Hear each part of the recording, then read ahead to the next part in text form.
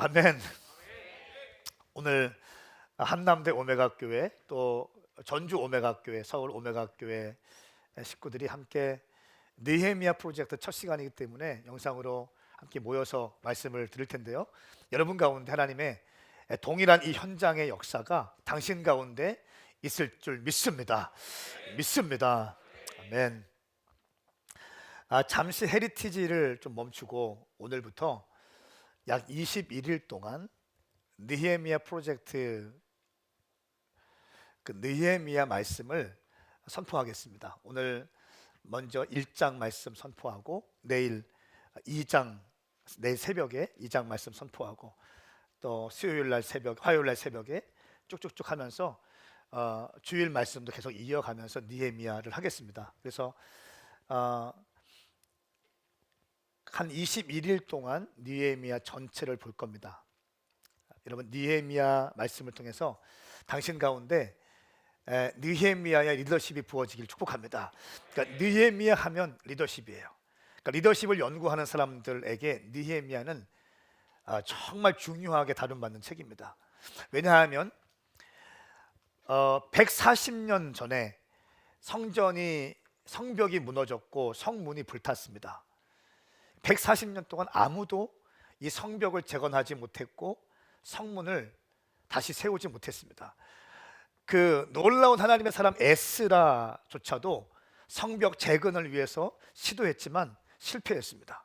140년 동안 아무도 손대지 못했던 성벽과 성문을 단 52일 만에 느헤미야가 예루살렘에 뛰어들어가서 성벽을 완공하고 성문을 다시 중건합니다. 주변 국가에서 엄청난 반대가 있었죠. 하나님의 일을 할 때에는 항상 어둠의 영들의 역사가 있습니다. 또 주변 국가에서 지금도 마찬가지고요, 고대에도 마찬가지, 이스라엘이 독립적인 국가로 세워지는 것을 다 반대합니다. 그렇기 때문에 주변 국가에 반대가 있었고 또 하나님의 일을 반대하는 자들의 음모가 있었기 때문에 쉽지 않은 상태였지만 느헤미야가 52일 만에 성벽을 완공합니다. 어떻게 느헤미야는 무엇이 있었길래 이런 놀라운 역사를 만들어냈는가에 대해서 배우게 될 것입니다. 내가 리더십이 부족하다, 내가 사회생활 할 때 가정에서, 회사에서, 직장에서 리더십이 부족하다라고 하는 사람들이 있다면 오늘 느헤미야 말씀을 통해서 당신 가운데 성경적 리더십이 부어질 줄 믿습니다. 사업하시는 분들, 또 회사의 어떤 리더십에 있는 분들, 이런 분들에게는 느헤미야서가 정말 중요한 말씀이에요. 저는 요 느헤미야 시리즈를 책으로 다시 한번 좀 내려고 하는데 놀라운 역사가 여러분 가운데 있을 줄 믿습니다. 느헤미야라는 뜻은 여호와께서 위로하신다라는 뜻입니다. 느헤미야의 주제가 무엇인가? 성벽 재건과 함께 영적인 종교 개혁입니다. 느헤미야는 사실 에스라서와 성경이 하나로 묶여 있습니다. 그래서 에스라서의 후편이라고도 합니다. 근데 우리 한국 성경은 에스라서와 느헤미야서를 분리해 놨습니다. 근데 히브리 성경에는 하나로 되어 있습니다. 이 느헤미야서에는 3명의 중요한 인물이 나오는데요, 그 중요한 인물이 다 1차 포로 귀환, 2차 포로 귀환, 3차 포로 귀환을 이끌었던 사람인데 1차 포로 귀환은 주전 537년에 스룹바벨에 의해서 주도됐습니다. 이때 스룹바벨 성전이 세워집니다. 완전히 망했던 성전이 스룹바벨 성전으로 세워지는데 아름다웠던 성전에 비하면 볼품이 없는 성전이었어요. 그런데 어쨌든 스룹바벨 성전이 세워집니다. 2차 포로 귀환은 주전 458년에 있었습니다. 에스라가 주도했습니다. 에스라가 율법 운동을 일으킵니다. 다시 말씀으로 돌아가자. 우리 백성이 이렇게 망하게 되었던 이유는 하나님의 말씀을 준행하지 못했기 때문이다 라고 하면서 말씀 운동, 회개 운동이 시작됩니다. 세 번째 3차 포로 귀환은 오늘 이 책의 주인공인 느헤미야가 주전 445년에 성벽 재건을 목적으로 해서 포로를 귀환합니다. 이렇게 해서 스룹바벨, 에스라, 느헤미야가 주된 인물입니다. 느헤미야는요 크게 세 부분으로 나눌 수 있습니다. 1장부터 7장까지가 느헤미야의 성벽 재건에 대한 이야기입니다. 그리고 8장부터 10장까지가 에스라의 언약 갱신에 대한 이야기가 나와요. 근데 이 느헤미야서는 시간별로 기록한 책이 아니라 사건을 중심으로 기록된 책이기 때문에, 그러니까 느헤미야 얘기 나오다가 갑자기 에스라가 튀어나옵니다. 이것은 시간상 배열한 것이 아니라 사건 중심으로 배열했기 때문에 이렇게 됩니다. 또 11장부터 13장까지는 느헤미야의 성벽 봉헌과 영적 개혁에 대해서, 영적 부흥에 대해서 기록하고 있습니다. 오늘 저는 이제 1장 1절부터 여러분과 함께 나눌 텐데 다시 한번 선포합니다. 당신 가운데 느헤미야의 리더십이 부어질지어다. 아멘. 영적인 리더십이 부어질지어다. 그러니까 이거 받으면 일이 안 되는데 이 사람이 들어가면 일이 됩니다. 남들은 상상도 못하는 일을 이 사람이 들어가면 일을 해내는 사람이에요. 그런 사람들이 우리 교회 가운데 많이 생길지어다. 자, 1장 1절부터 우리 3절까지의 말씀을 함께 보기 전에 도현우 전사님이 광고에는 제가 수정하겠습니다. 21일 단식하면 죽습니다. 그러니까 저를 골로 보내려고 이렇게 21일 금식도 힘들어 죽겠는데 물도 안 먹고 21일 동안 그냥 보내려고 하면 안 됩니다. 정정합니다. 3일 동안만 그러니까 일주일에 3일씩 3번 월화수 이거잖아요. 그러니까 뜨끔해가지고 이거 성령의 음성인가? 취소합니다. 3일만 단식. 자, 1절부터 3절까지의 말씀을 함께 읽겠습니다. 이 말씀은 살아계신 하나님 말씀입니다. 아멘. 시작. 하가랴의 아들 느헤미야의 말입니다. 아닥사스다 왕이 10년 그슬러월 내가 수산성에 있을 때에 내 형제 가운데 하나니가 몇몇 사람들과 함께 유사에서 왔습니다. 그래서 나는 포로로 잡혀오지 않고 그곳에 남아있는 유다 사람들의 안부와 예루살렘의 형편을 물었습니다. 그들이 내게 말했습니다. 포로로 잡혀오지 않고 그 지방에 남아있는 사람들은 지금 큰 고난과 수모를 당하고 있습니다. 예루살렘 성벽은 무너졌고 그 성명 다 불탔습니다. 아멘. 아닥사스다 왕 20년에 느헤미야의 말입니다. 이렇게 시작해요.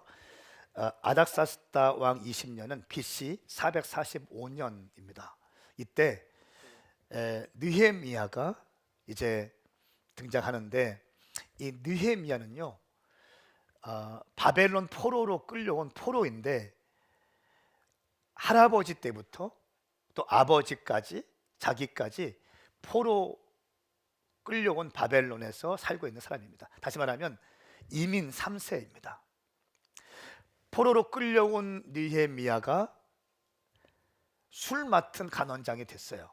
그러니까 술 맡은 간원장은 식사할 때 그냥 술 따라주는 사람이 내시가 아니에요. 왕과 함께 라운드 테이블에서 앉아서 식사를 하고 이 왕이 먹는 음식이 독국물이 있는지 다 점검합니다. 그러니까 완전히 신뢰하는 사람만 옆에 앉힐 수 있는 거예요. 그러면서 완전 이렇게 최측근, 그러면서 국정을 같이 이야기하고 민심을 살피면서 국정을 결정하는데 굉장히 중요한 역할을 하는 사람이라는 거예요. 그러니까 오늘날로 말하면 정무수석이나 뭐 이런 사람들이에요. 그러니까 포로 출신인데 왕과 함께 식사를 할 수 있는, 그리고 국정을 같이 논의할 수 있는 위치까지 올라온 사람입니다. 굉장한 사람이에요. 자, 이 느헤미야가 수산성에 있는데, 이 기슬르월이라고 되어 있는데 이것은 11월에서 12월 사이를 의미합니다. 이때 느헤미야의 형제인 하나니가 몇 사람들과 함께 왔는데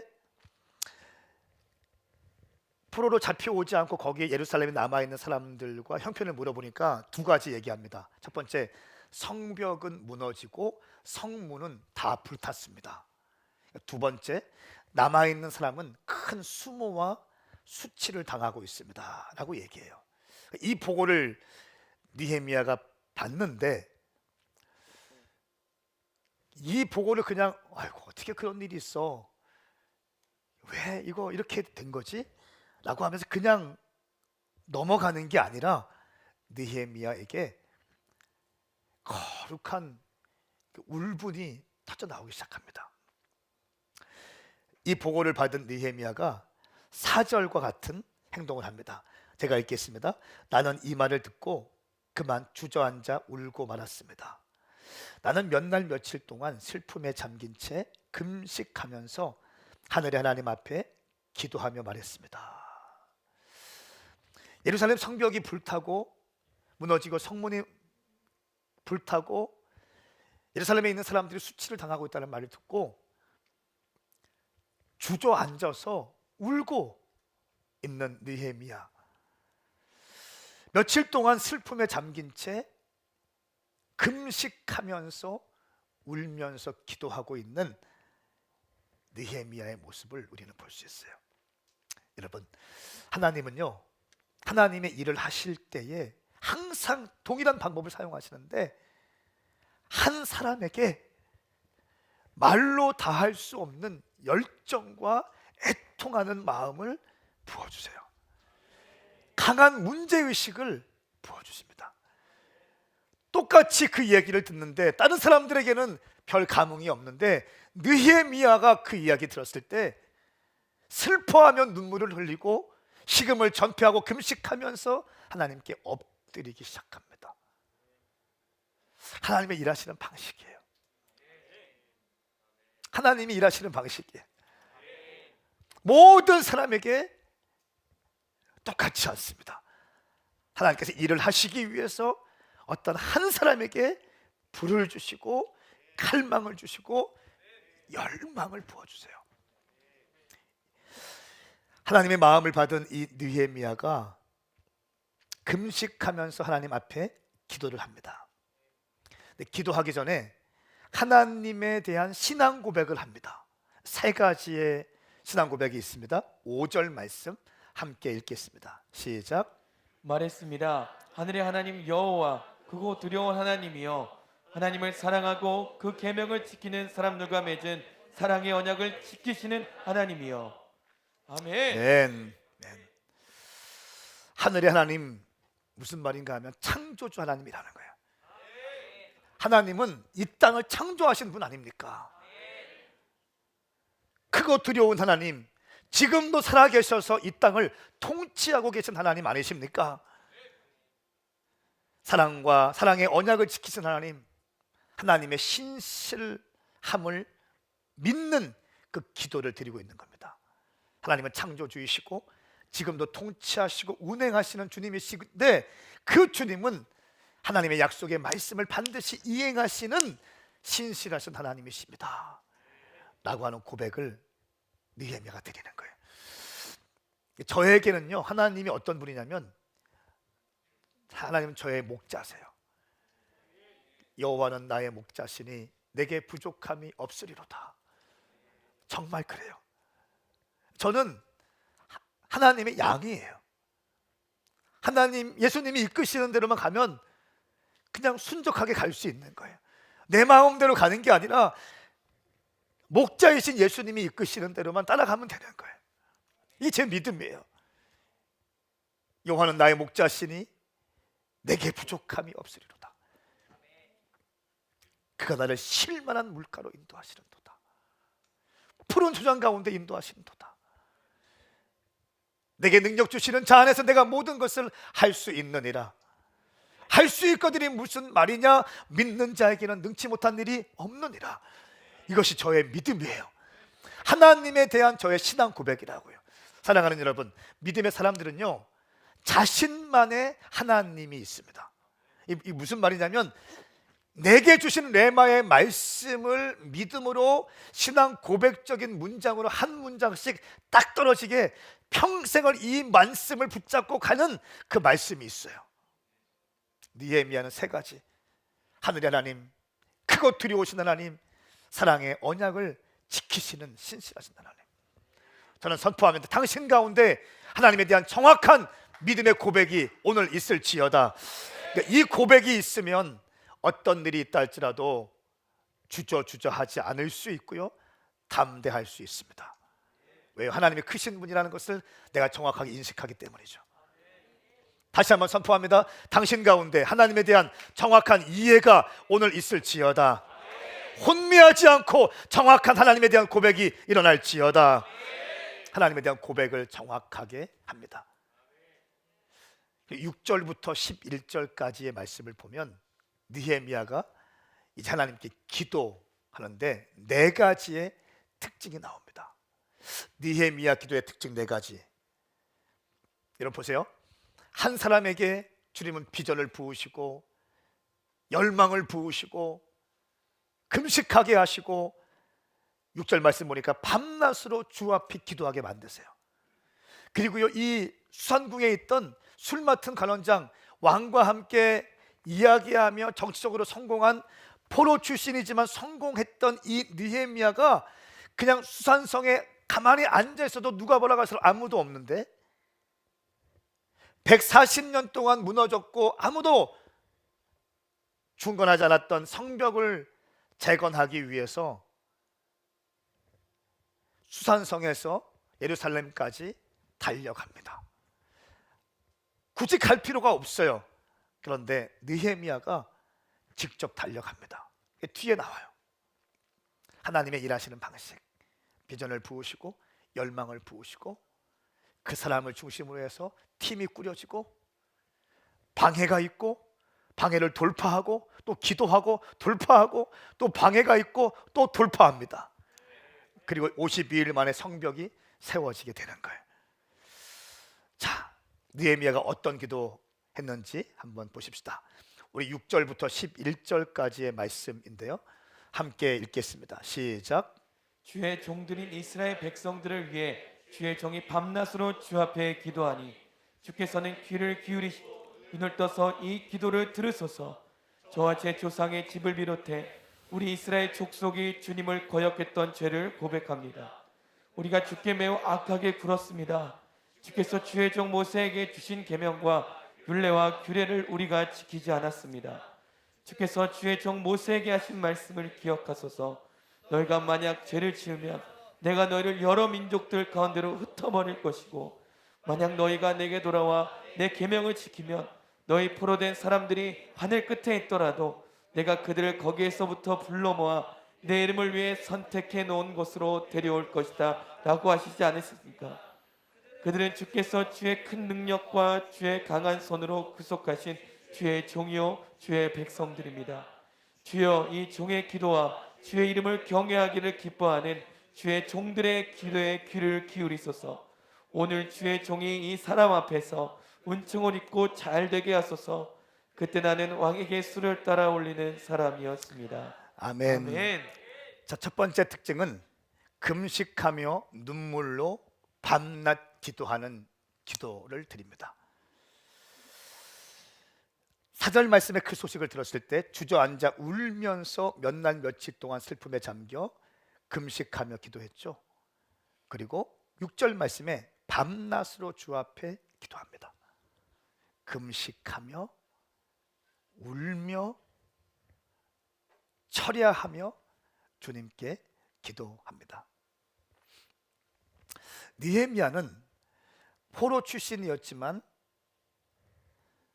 성공한 정치인이었습니다.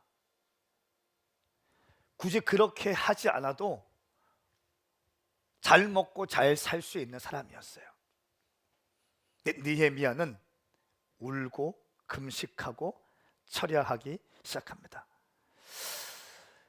특별히 하나님과의 언약을 파기하고 심판을 받은 백성이라고 하는 인식이 느헤미 가운데 있었습니다. 왜 우리가 이렇게 되었는가? 하나님의 선민이고 아브라함의 후손이고 다윗과 맺은 언약이 있는데 왜 하나님은 이 다윗과 맺은 언약, 선민 사상이 가득 차 있는 이스라엘 백성, 성전이 무너지고 성전이 불타고, 이거는 거의 하나님이 거의 죽으거나 다름없는 거거든요. 이스라엘 백성들에게 성전 신앙이 어마어마했거든요. 성전에 뭐가 있습니까? 지성소가 있죠. 지성소에 뭐가 있습니까? 법궤가 있어요. 법궤는 하나님의 임재의 상징이었어요. 완전히 성전이 불타버리고 다 넘어지, 하나님이 살았으면 어쩌면 이렇게 할 수 있습니까? 이런 절망감 가운데 이스라엘 백성들이 가득 찼거든요. 그런데 할아버지 때 포로로 끌려와서 아버지까지 자기까지 있으면서 성공한 정치인이 되었어요. 그런데도 느헤미야는 울면서 금식하며 밤을 지새우며 기도하기 시작합니다. 눈물과 통곡은요, 하루아침에 터지는 게 아닙니다. 하루아침에 터지는 게 아니에요. 마음속에 품고 있어야 터져나오기 시작하는 거예요. 민족에 대한 사랑, 민족에 대한 그 아픔, 민족에 대한 이 애끓는 마음이 느헤미야 가운데 계속 가득 차 있었어요. 그렇기 때문에 그 소식을 들었을 때 터지게 되는 거예요. 갑자기 눈물과 통곡이 나오지 않습니다. 대한민국의 슬픔이 뭡니까? 대한민국의 비극이 뭡니까? 혁명을 외치는 사람, 데모하는 사람들은 많은데 기도하는 사람들이 없잖아요. 한국교회가 썩었고 목사님들이 썩었고 한국교회가 뭐 이렇게 저렇게 종교개혁가들은 많이 있는데 무릎 꿇는 사람이 없는 게 비극이에요. 신학교에서 젊은 신학생들이 큰 교회를 다 비판하고 목사님들 다 비판하고 있습니다. 자기가 종교개혁자가 되고 루터가 돼요. 페이스북이나 인스타 보면 너무 자기 의가 강한 사람들이 너무나 많아. 한국교회를 막 비판하고 뭐 자기가 심판자가 되어 있어. 이 사람이 심판자가 되어 있어. 이미 난도질하고 있어. 이런 사람들은 많은데 애끓는 마음으로 한국교회를 위해서 기도하며 눈물을 흘리며 금식하며 철야하며 기도하는 사람이 없다는 게 이게 비극이고 이게 슬픔이에요. 슬픔입니다. 화려한 설교가로 쓰임받고 싶은 젊은 사역자들은 많은데 주님 앞에 무릎 꿇고 시간 들이고 주님 앞에 금식하는 사람들이 없어진다는 게 비극이에요. 말하기 좋아하는 호사가들은 많은데 주님 앞에 마음을 내어드리고 주님께 기도하고 씨름하면서 주의 얼굴을 구하는 성도들이 없어진다는 게 비극이에요.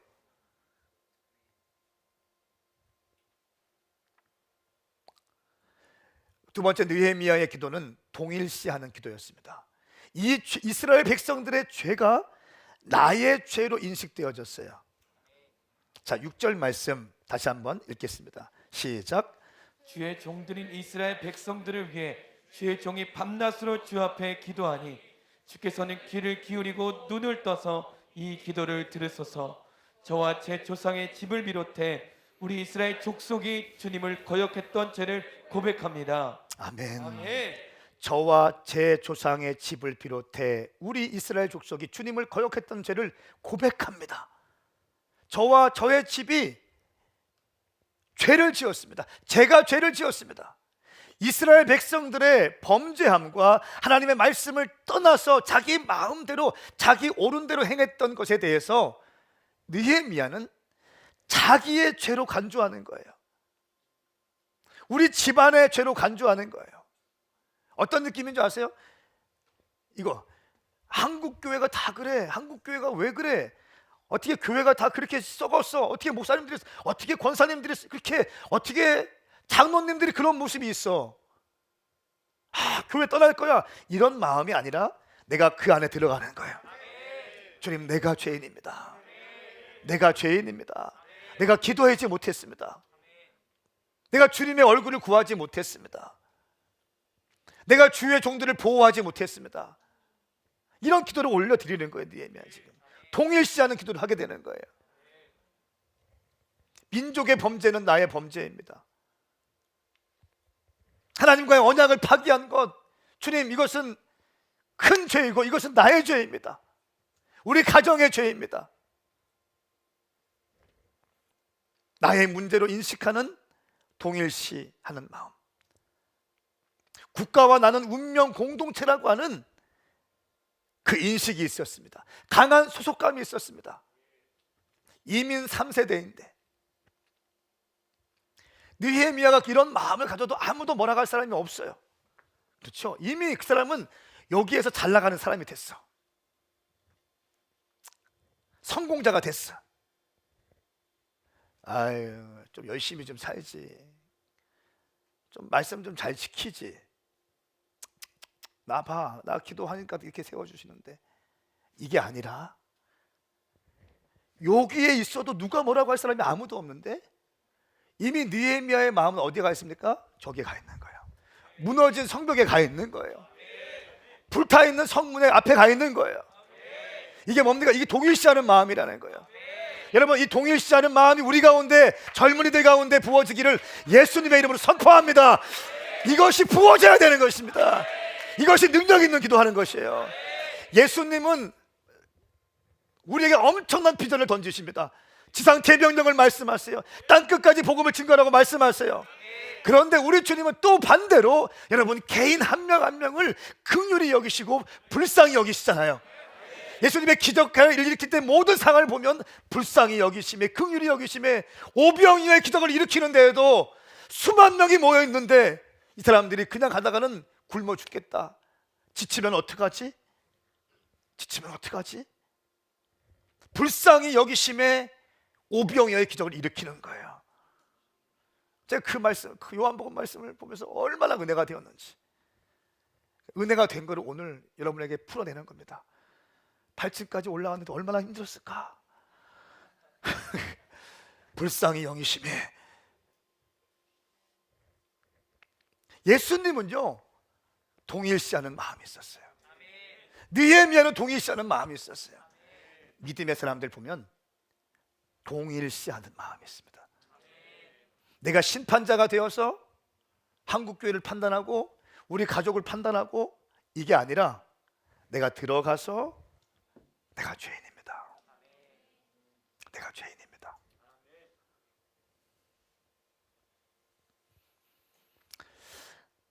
이것이 느헤미야의 신앙관이었어요.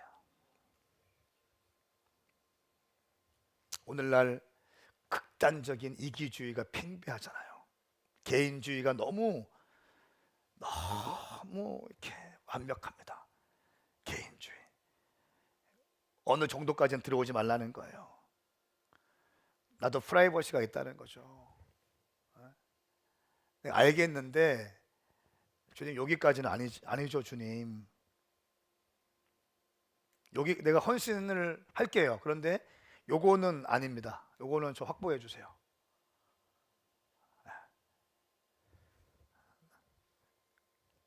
나 이거는 좀 가져야겠어요.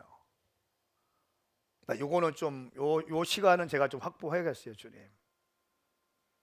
얼마나 이기적이죠 우리가.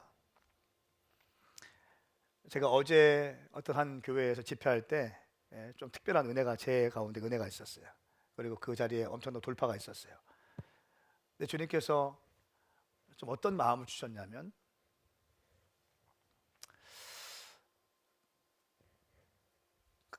예수님은 하늘 보좌 버리시고 이 땅에 오셨잖아요. 믿으면 아멘 하세요. 당신을 위해 오셨잖아요. 잘 생각하세요. 당신을 위해 오셨어요. 그리고 여인의 자궁 속에 10개월 동안 머물면서 태어나셨어요. 그리고 그분이 이 땅을 밟으면서 우리가 먹는 음식을 먹고 우리의 랭귀지로 말씀을 하셨어요. 하나님이신 예수 그리스도께서, 로고스이신 예수 그리스도께서, 이 땅을 창조하신 창조주께서 이 땅에 내려오시고 우리와 같은 몸을 입으시고 우리를 위해 죽어주셨어요. 그러니까 피 흘림이 없으면 죄사함이 없기 때문에 이것은 하나님의 원칙이에요. 죄를 사하시는 방식이에요. 왜 그렇습니까? 질문할 필요 없어요. 하나님이 정하신 이거는 그냥 원칙인 거예요. 피 흘림이 없으면 죄사함이 없다는 거예요. 그러니까 구약 성경에는 양과 염소의 피로 죄 용서함을 받았지만 이제 단번에 예수 그리스도의 보혈의 피로 우리의 모든 죄를 사하신 거예요. 이 주의 보혈을 믿으면 우리는 구원받을 수 있는 것입니다. 이 구원의 문을 여시기 위해서 하늘 보좌 버리시고 이 땅에 오셔서 죽어주셨어요. 완전히 십자가에서 피와 물을 다 쏟아내셨어요. 근데 우리는 하나님에 대해서 또 이기적이야. 여기까지는 아닙니다. 주님, 요거는 건드리지 마세요. 여러분 그거 아십니까? 하나님 사랑하면 진짜 사랑하면 다 드릴 수 있어요. 주님 사랑하면 내 목숨까지도 드릴 수 있어요. 드리는 흉내 내는 게 아니라 진짜 드릴 수 있어요. 선교사님들이 왜 선교지에 뛰어들어갑니까? 왜 전쟁이 있는 선교지에 가서 뛰어들어가면서 난민들을, 리피지들을 살리면서 왜 먹이면서 그 씨름하십니까? 주님께 받은 은혜가 있기 때문에 그런 거예요. 이 사랑의 힘이에요. 목사가 돼도 그 사랑을 계시받지 못하면 이렇게 하지 못합니다. 사랑을 받은 것을 자기가 알고 있기 때문에 그 사랑을 주님께 올려드리는 것뿐이에요. 리미트가 없습니다. 사랑하면 다 줄 수 있잖아요. 다 줄 수 있습니다.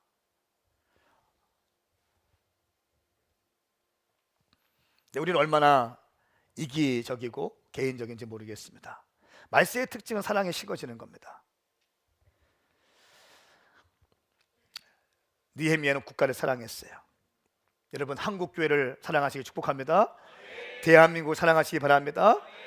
다음 세대를 위해서 울면서 기도하고 청년 세대의 회복을 위해서 울면서 기도하고 한국 교회 부흥을 위해서 울면서 금식하면서 철야하면서 기도하는 것. 주님께서 주의 심장이 벌렁벌렁거리실 거예요. 세 번째 느헤미야의 기도는 말씀에 근거한 기도였습니다. 말씀에 근거한 기도였습니다. 자, 8절부터 9절까지의 말씀 함께 읽겠습니다. 시작. 주께서 주의 종 모세에게 하신 말씀을 기억하소서.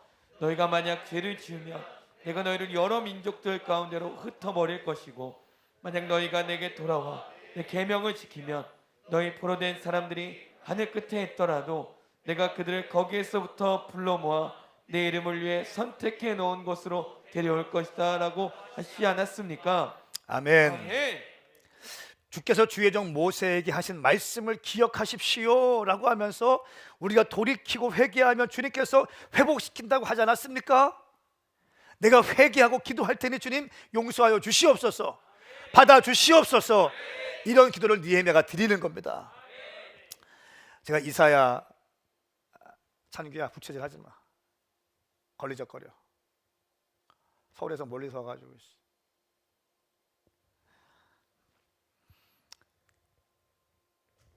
사랑한다잉?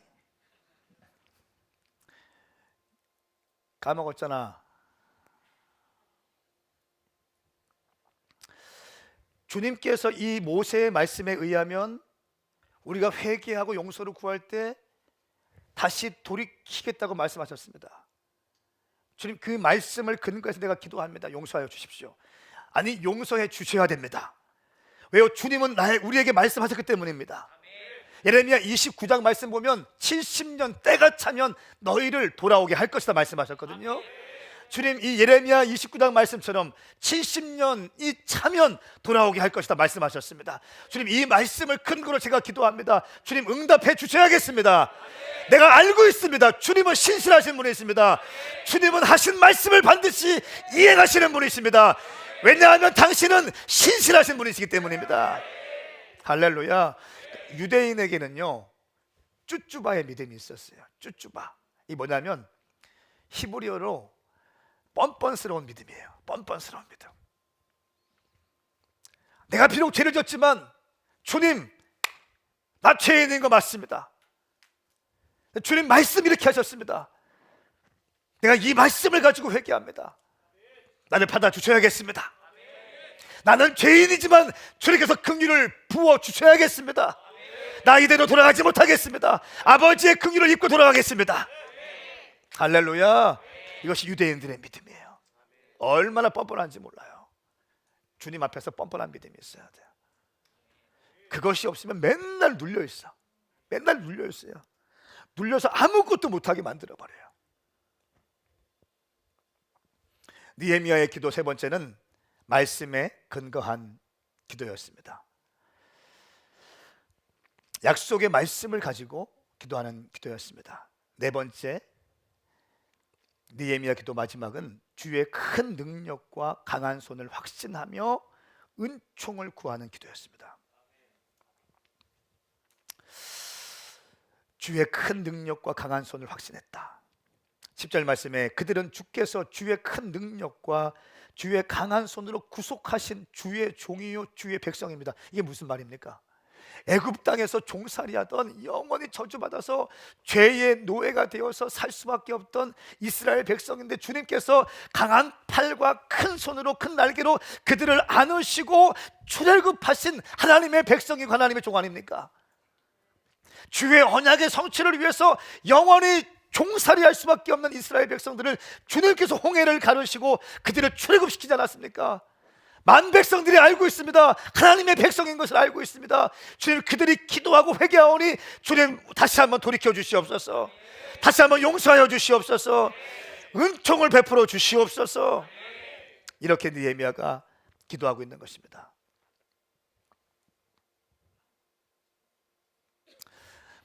(140년) 동안 멈춰진 성벽이 세워지고 성문이 불타는 것, 이것을 에스라도 시도했지만 실패했습니다. 느헤미야가 52일 만에 이 일을 끝내기 시작해요.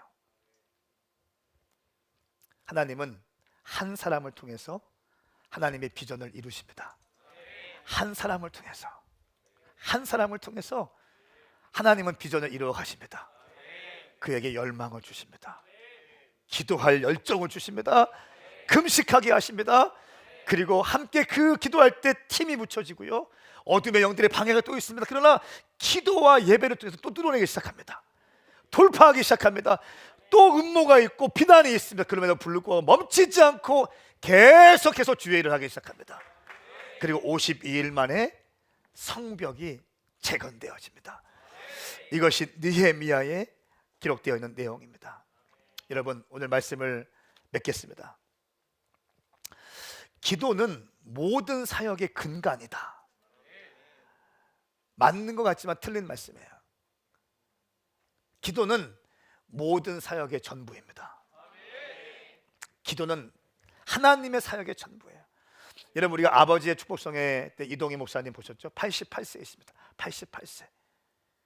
88세이신데 바울 선교회 센터에 들어오셔서 또 교회를 개척하셨어요. 88세인데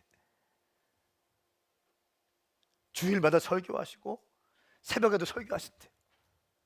1시간 동안 떵떵거리면서 설교하세요. 선교에 대한 얘기 나오면 그냥 거침없이 얘기하세요. 이영환 목사님 보세요. 은퇴하셨는데 아직도 비전으로 가득 차 있어요. 아직도 열정으로 가득 차 있어요. 이분들의 특징, 기도하는 사람은 비전을 갖고 있어요. 왜냐하면 기도할 때 하나님 아버지의 마음이 쏟아집니다. 기도할 때 하나님 아버지의 마음이 부어지는 거예요. 아버지의 마음이 부어진 것이, 이것이 비전으로 승화되기 시작하는 거예요. 그렇기 때문에 하나님 이 비전을 완수하기 위해서는 이것은 나의 일이 아니기 때문에 우리는 하나님께 기도해야 되는 것이에요. 하나님이 일이기 때문에 하나님이 공급하시는 힘으로 할 수밖에 없는 거예요. 여러분, 제가 만일 목회할 때 제가 제 실력으로 목회를 한다면 오메가 교회는요 황성은의 수준밖에 안 되는 거예요. 아브라함 커뮤니티가 백사랑 목사님이 담당인데 백사랑 목사 머리로만 한다면 아브라함 커뮤니티는 백사랑 수준밖에 안 돼. 버티컬은 도현우 수준밖에 안 돼. 건양대 출신, 지방 사립대. 오메가 교회가 황성은 목사 수준으로 되면 되겠습니까?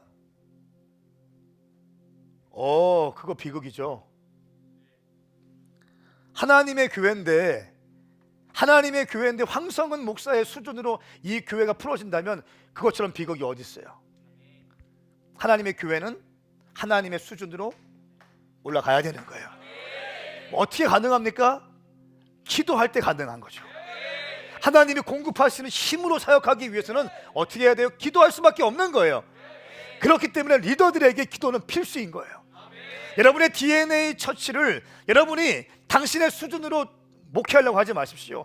당신의 수준으로 DNA를 만드는 건 비극이에요. 아멘 하십시다. 비극입니다. 당신의 가정을 당신의 수준으로 그렇게 하려고 하지 마십시오. 비극이에요. 비극입니다. 당신이 당신을 알잖아요.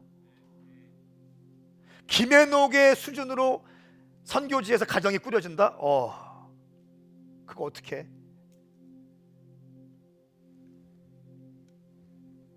큰일 나는 거잖아.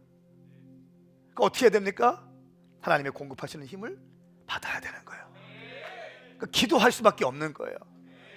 그렇기 때문에 리더들에게 기도는 생명줄인 거예요. 기도 없이 목회할 수 없고 기도 없이 살아갈 수 없는 겁니다.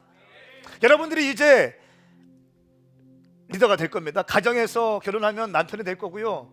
또 아내가 되면서 아버지와 엄마가 될 겁니다. 가정에서 리더가 되는 거예요.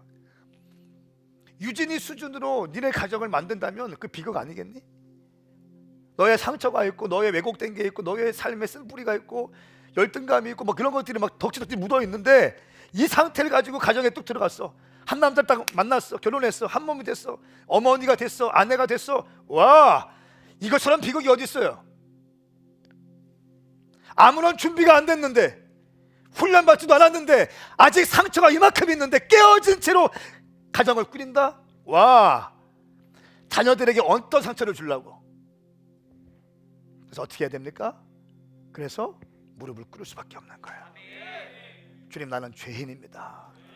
나를 불쌍히 여겨주세요. 아멘. 그럴 때 아버지의 사랑이 부어지기 시작하는 거예요. 그럴 때 아버지의 보이지 않는 손에 그 가정을 보호하기 시작하는 거예요. 여러분의 DNA를 당신의 능력으로 하는 것이 아니라 하나님의 보이지 않는 손으로 목회하시기를 예수님의 이름으로 선포합니다. 선포합니다. 당신의 인생을 당신의 머리로 디자인하는 것이 아니라 하나님이 공급하시는 힘으로 당신의 인생이 디자인되기를 예수님의 이름으로 선포합니다. 돌파가 있을 것입니다. 그래야 돌파가 있는 거예요. 저는 제 수준으로 목회하고 싶은 생각이 전혀 없어요. 내가 내 수준을 너무 잘 알잖아. 그 비극이에요. 그 비극이에요. 너무 동감한다. 연정이 가까이서 막 그렇지. 목사님 별거 없지. 별거 없잖아요.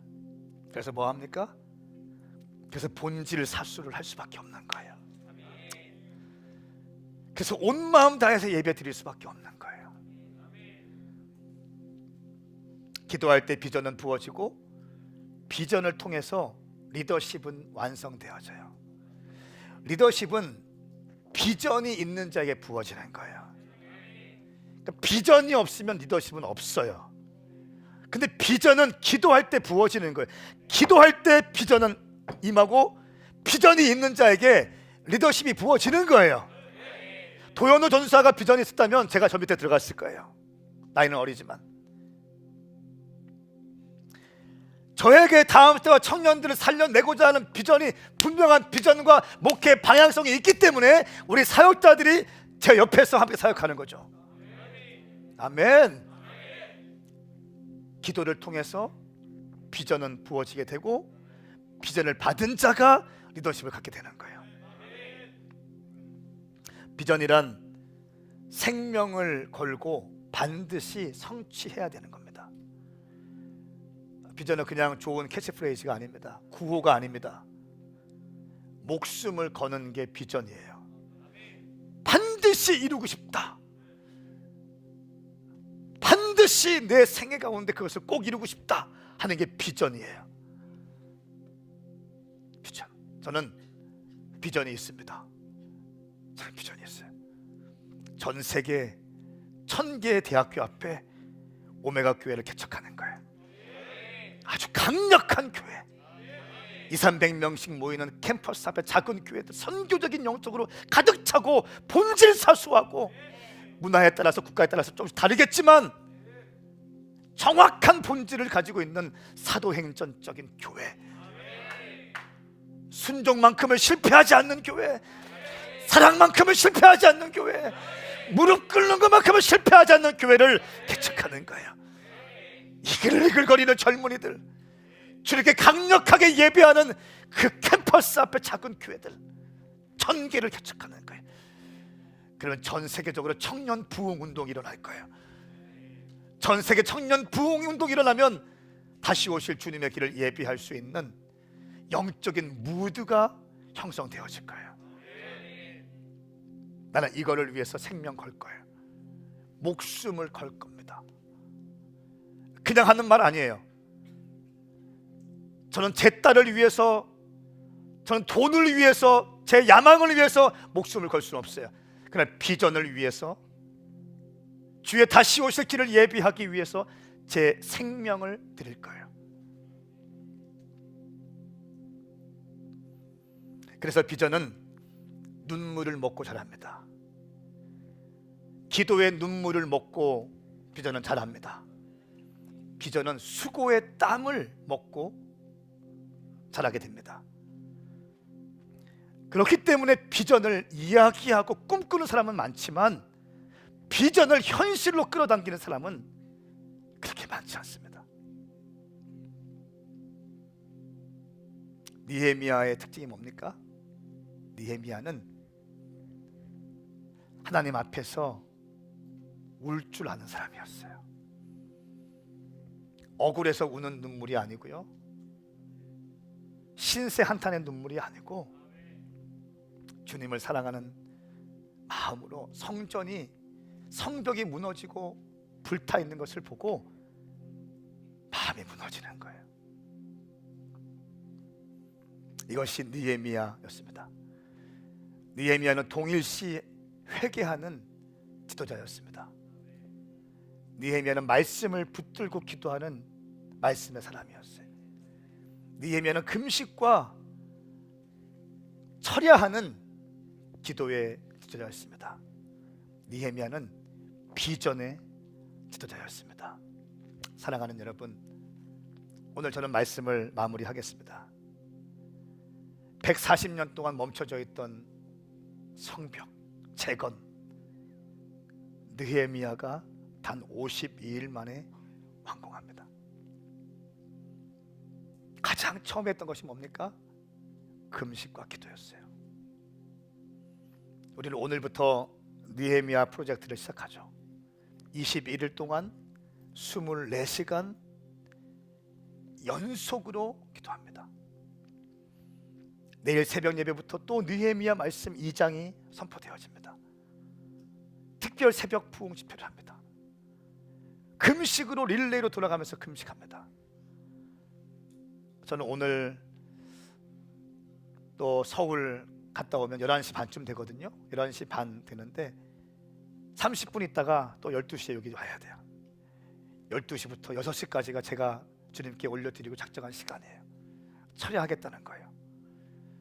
직장인들 하기 힘드니까 그 시간을 맡은 거예요. 그리고 또 내일부터 수요일까지 단식합니다. 저 한 번도 안 해봤어요. 물도 안 먹는 거래요. 20일을 하라고 시키. 네가 해라. 한 번도 안 해봤어요. 3일하는 것도 지금 막 처음이어서 막 그러는데. 또 화요일 날 또 포항에 집회가 있어. 성시화에서 하는 청장년 연합 집회래요. 나 물 참 많이 마시거든요. 설교할 때. 물 안 먹고 설교해야 돼요. 목소리 안 나면 그냥 울다가 올라고 그래요. 주님 사랑합시다. 청년들이여 주님 사랑합시다. 그리고 기도하자. 그리고 올라고 그래요. 또 목요일과 금요일에는 부산에 함께하는 교회라고 청년들 가장 많이 모이는 교회 중에 하나인데 거기 이틀 동안 또 집회가 있어요.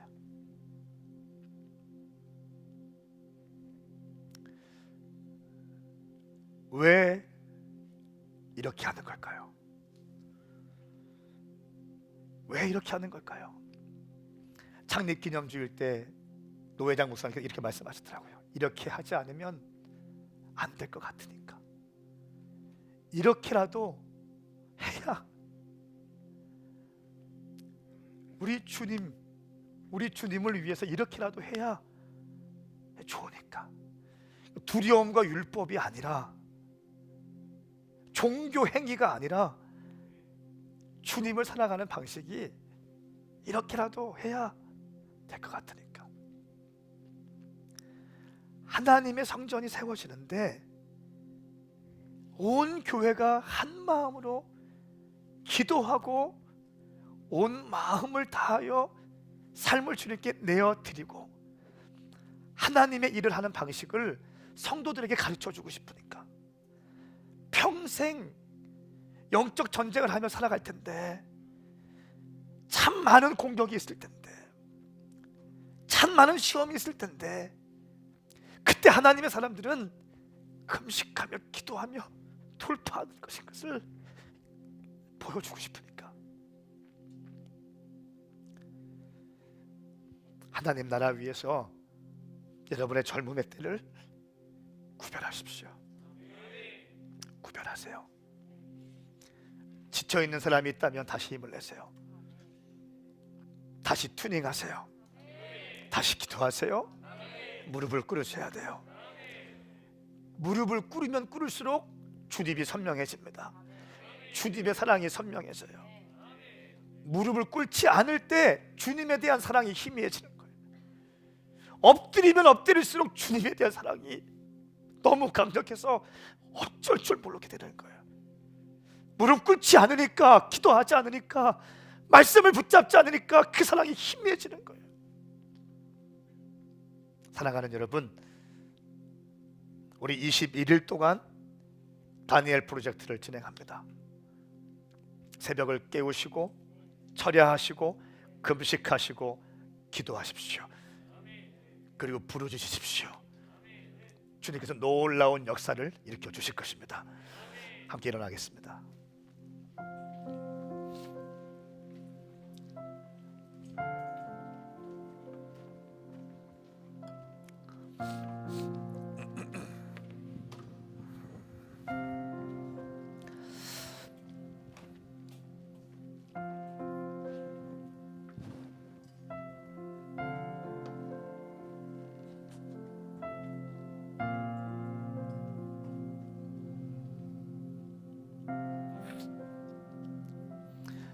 우리 주님 사랑하시면 아멘 해보시겠어요? 사랑하시면 손 들어보세요. 정말 주님 사랑하시는 분, 나 주님 사랑해서 어쩔 줄 모르는 분, 예, 감사합니다. 내려주세요. 그러니까 주님을 좀 더 사랑하세요. 주님을 그러니까 세상적인 방법으로 주님을 바라보지 마시라는 거예요. 세상적인 세계관으로 하나님을 바라보지 말고 예수님의 사랑의 관점으로 주님을 사랑해 보세요.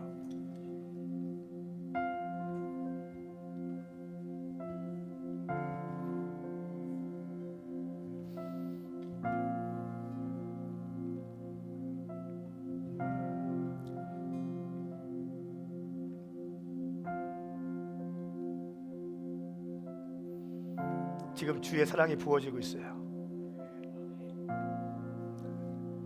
여러분 조용히 눈을 감아 보시겠어요? 지금 주의 사랑이 부어지고 있어요. 여러분 마음으로 고백해 보세요. 여러분의 무너진 성벽, 왜 무너진 채로 그대로 살고 있습니까? 여러분의 문이 불탔는데 왜 불탄 채로 그대로 있어요? 왜 문제를 끌어안고 살고 있습니까? 가정에 문제가 있고, 여러분의 인생에 문제가 있고, 관계에 문제가 있고, 재정에 문제가 있잖아요. 과거의 깊은 상처들과 아직 해결받지 못한 것들이 너무나 많잖아요. 그런데 왜 그것을 그냥 그대로 내어주며 있습니다? 기도할 때 성벽이 재건될 수 있습니다. 당신이 기도할 때 당신의 삶이 회복될 수 있는 거예요. 이것으로 만족하지 마세요. 성벽이 불탄 채로 무너진 채로 인생이 다 이런 거예요. 다 거짓말이에요. 주님은 당신이 잘 되기 원하십니다. 주님은 당신의 인생의 성벽이 재건되기 원하시는 거예요. 당신의 불탄 문이 회복되기 원하십니다. 더 잘 살 수 있습니다. 더 행복할 수 있어요. 그렇게 하기 위해서 기도해야 되는 거예요. 그렇게 하기 위해서 하나님께 지혜를 구해야 되는 거예요. 하나님의 얼굴을 구해야 되는 것입니다. 하나님 나와 함께 해주세요. 그래서 금식하는 거예요. 그래야 묶여있는 것들이 돌파될 수 있습니다. 결박들이 끊어질 수 있는 겁니다. 이번 니에미야 프로젝트 가운데 놀라운 돌파와 확장이 있을 것입니다. 이 시간 두 손 번쩍 들고 주의 이름 삼창 부리며 주님 나를 사용하여 주시옵소서. 주의 이름 부리다 기도하십시다. 주여